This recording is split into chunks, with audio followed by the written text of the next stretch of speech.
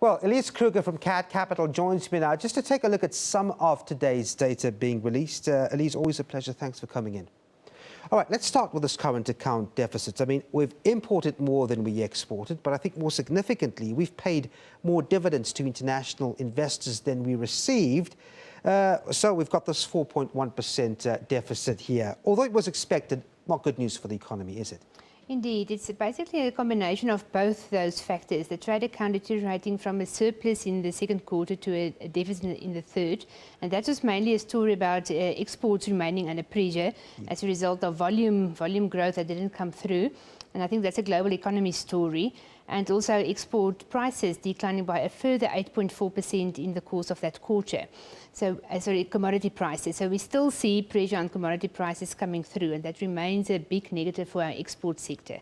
And on the import side, yes, around exchange rate depreciation pushed up prices, but also a slightly better demand scenario in the third quarter also pushed up import volumes. So the combination of the two hit us on the trade account. Yeah. Whereas in the services account, one main big factor remains the dividend payouts, where we've got about 40 billion that's flowing out on a quarterly basis due to dividends paid to foreigners. And that services account deficit also widened by about 13 billion.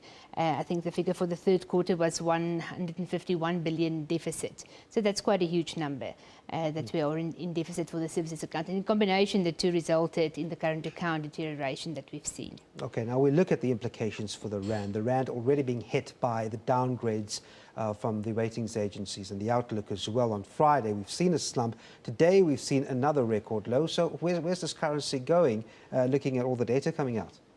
It's very difficult to say where the currency will end and where we will see some value, or where investors will see some value in the currency again. I think at the moment we are being hit by a very negative confidence scenario in South Africa. I mean, I think the downgrade sort of laid the table for just a slightly worse than expected number today, just to result in further weakness. I think it's all about, what is the specific factors that still make South Africa an sort of interesting and a valuable destination to be in. We've got low growth, all the figures coming out today, mining and manufacturing, sort of support the view that the fourth quarter will be worse than what we thought or hoped for. So we've got very low economic growth, and, in that environment, where will the yield be for a foreign investor? Yeah. And, if you add to that the global environment and, the global asset allocation space, where emerging markets are generally out of favour at the moment, that puts South Africa in a very difficult position. And we will need to do something, and that will have to be coming probably from the government side on a structural basis to lift confidence and to give a bit of new hope for South Africa. Yeah, and we want those confidence to sort of pick up there. But when you look at the data out today, let's just take a quick look at mining, for example.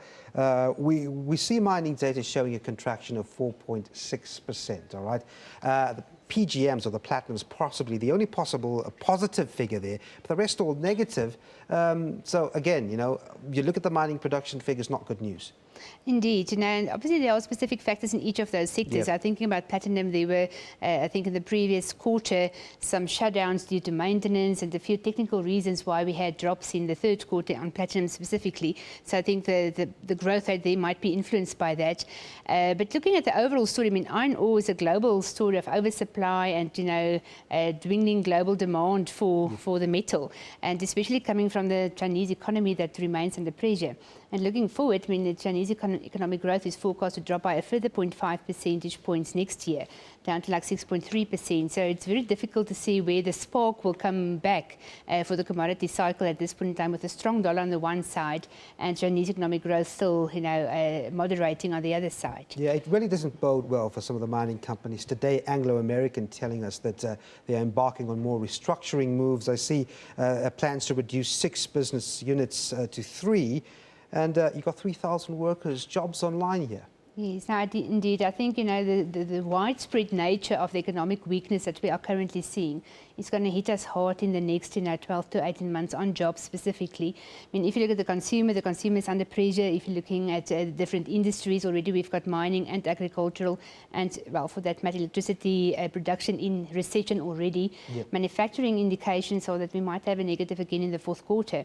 So the fact that we had a small positive growth rate in the third quarter and just averted, the recession environment doesn't mean that we are growing and seeing much light at the end of the tunnel for manufacturing.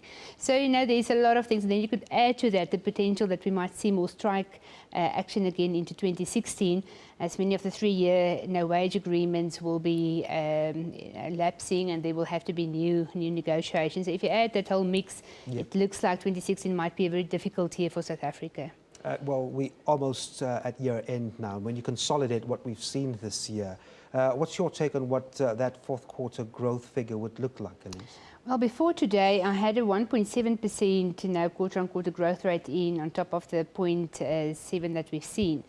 Looking at today's figures, and if we see these trends going forward into November, December, I think we could go back to below 1% if we're happy on a positive number, and then that would mean overall, at best, a 1.3% real growth rate for the economy for 2015, which is about half of what we hoped for at the beginning of the year.